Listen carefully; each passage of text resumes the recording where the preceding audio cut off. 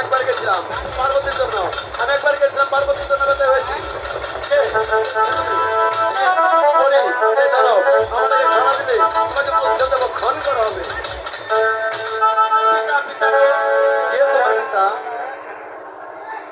আপনি আমার পিতা।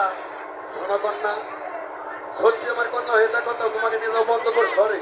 পার্বতী কন্যা বর্ষণ করে এই দেবের দেব মহাদেব কন্যা বর্ষিত দিয়ে আর মানুষ কন্যা বর্ষণ করে এই দেবের দেব তোমাকে অভিশাপ দিয়ে ধ্বংস করে।